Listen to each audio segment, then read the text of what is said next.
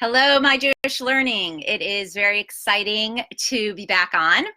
And my name's Sarah Esther Crisp. I am speaking to you from Danby, Vermont. And I am going to be discussing with you today really the concept of how we tap into our true selves, find ourselves, based on this week's Torah portion of Lech Lecha, which is our third Torah portion now that we have begun the reading of the Torah anew. And every time actually we get to this week's Torah portion, I think perfect almost summarization of that is the title of this great album for anybody who's familiar with the Replacements called Pleased to Meet Me.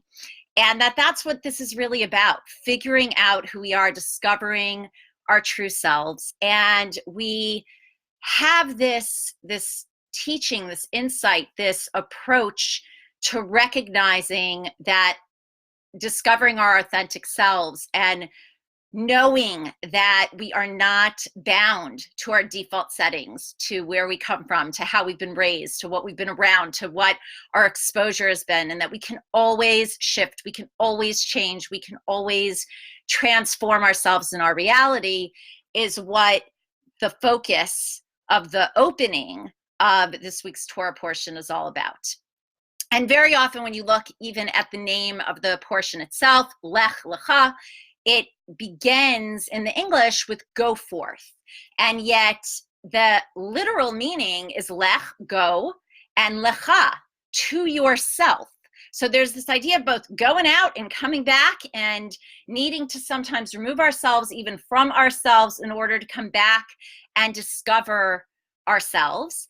And this dynamic is then further explained where the verse continues, and Abraham is the one being spoken to, and it says, Lech Lecha me'artzrecha mi'moladitecha u'mibeis avicha.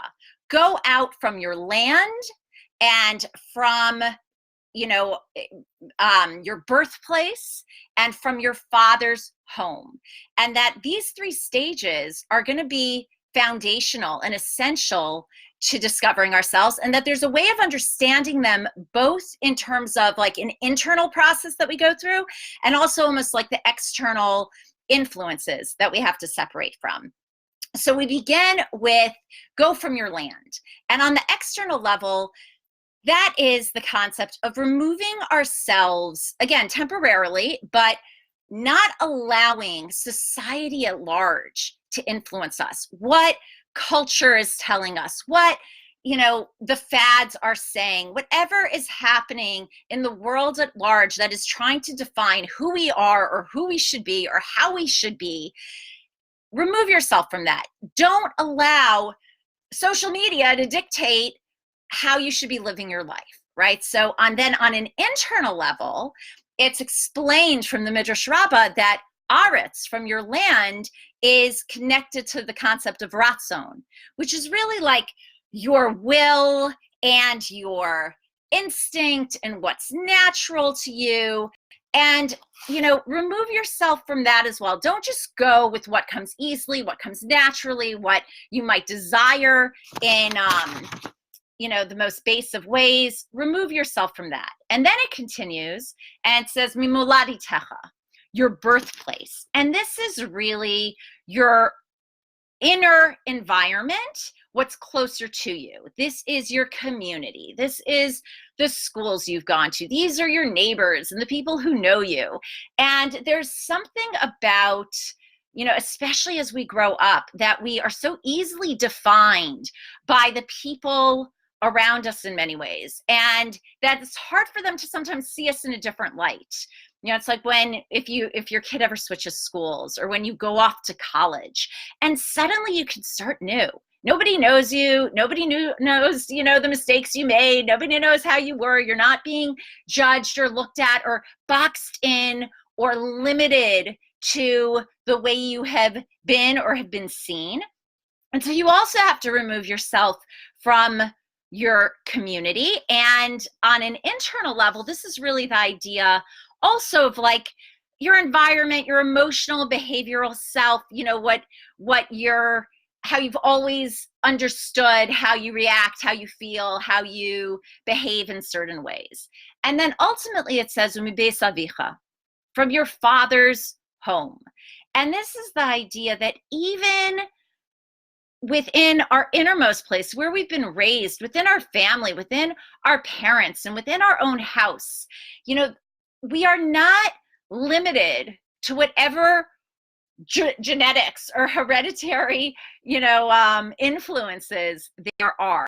And they may be amazing. And we hopefully come from an incredible family with wonderful parents who have only given us love and support. But nonetheless, to find ourselves, we need to also, in this, you know, three-stage process, distance ourselves enough from what we've been told, how we've been raised, what those influences are, to choose it for ourselves. It's not enough to do something just because you were raised and told to do it. It's not enough to be inspired by somebody else's inspiration.